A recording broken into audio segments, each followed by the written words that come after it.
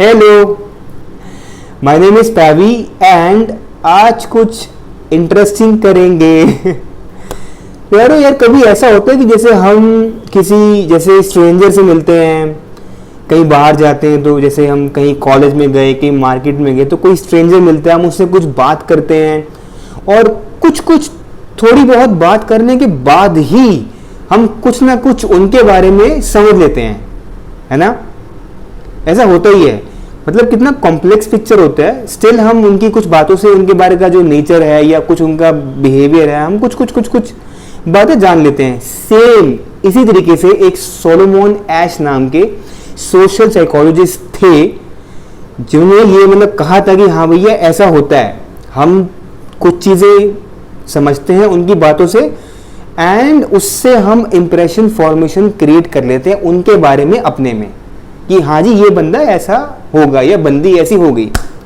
अब चूंकि ये बात हमने बोल तो दी है, लेकिन फिर भी यार कुछ रिसर्च करके अगर ये बात को थोड़ा साबित किया जाए तो ज़्यादा मज़ा आएगा, है ना? तो सोलोमन एश ने, जो कि एक सोशल साइकोलॉजिस्ट थे, उन्होंने क्या किया, जिस्टाल्ट या जिस्टॉल्ट साइकोलॉजी, जो भी इसको सही तरीके से बोलते हैं समझ लो यार, तो जिस्टाल्ट या फिर जिस्टॉल्ट साइकोलॉजी से अप्रोच ली, उसको लेते लेते आगे बढ़े। कैसे? सबसे पहले बेसिक सी एक चीज अबाउट जिस्टॉल्ट साइकोलॉजी, जिसमें यह बताया जाता है कि मान लीजिए एक फिगर है, उस फिगर में कुछ पार्ट्स हैं। अब वो जो पार्ट्स है ना, हम उन पार्ट्स को एडअप नहीं करते हैं, हम बस उसको रिलेट कर देते हैं एक दूसरे के साथ और हम एज ए होल उसको देखते हैं, which means as a totality, मतलब एज ए होल देखेंगे। ये हमारा जिस्टॉल्ट साइकोलॉजी का एक बेस लाइन हो गया, ठीक है। सोलोमन एश ने क्लेवरली इस अप्रोच को यूज किया वॉलंटियर्स के साथ। कुछ वॉलंटियर्स यहां, कुछ वहां, यहां वहां मतलब दो पार्ट्स, दो ग्रुप ले लिए। तो दोनों ग्रुप में उन्होंने एक लिस्ट ऑफ वर्ड्स बताई किसी स्ट्रेंजर के बारे में। अच्छा फ्रेंड्स, मैं ना वीडियो में ना, इस वीडियो में वो मैं डाल नहीं पा रहा हूं, तो मैं ना अपनी इस वीडियो के डिस्क्रिप्शन में मैं वो लिस्ट डाल दूंगा वर्ड्स की, जिससे आपको समझने में आसानी होगी। बाकी मैं अभी वीडियो में आपको बोल के समझा रहा हूं। तो लिस्ट के अंदर जो वर्ड्स हैं आप ध्यान से सुनिएगा। Intelligent, skilful, industrious, warm, determined, practical, conscious, ठीक है। ये जो मैंने लिस्ट बोली है ना, एक ग्रुप को ये दे दी, अच्छा दूसरे ग्रुप को भी सेम दी, लेकिन जहां मैंने वार्म कहा था वहां कोल्ड डाल दिया। अब हुआ कहानी में ट्विस्ट, और कहानी में ट्विस्ट ये हुआ कि जो ग्रुप ए वाले लोग थे ना, उन्होंने सारे ये अच्छे अच्छे वर्ड्स पढ़े थे विद वार्म।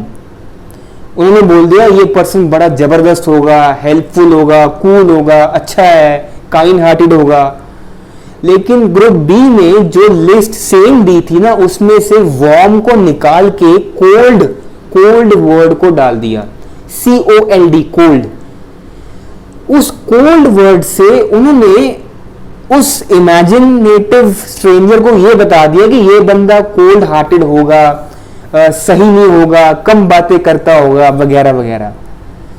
यहां से सोलोमन एश ने वही सेम कॉन्सेप्ट समझा या हमें बताने की कोशिश करी है कि हम चीजों को ऐड अप नहीं कर रहे हैं, क्योंकि अगर दोनों लिस्ट को ऐड करो तो मोर और लेस सेम निकलेगा। सिर्फ यहां कोल्ड है, यहां पर वार्म है, यहां कोल्ड है, इससे फर्क नहीं पड़ेगा। लेकिन अगर हम इन सबको रिलेट कर देंगे ना आपस में, तो उससे ये वाला पर्सन तो बहुत वार्म है, काइंड हार्टेड है, और यहां पर ये बंदा कोल्ड हार्टेड है, वगैरह वगैरह, मतलब उसका उल्टा बन गया।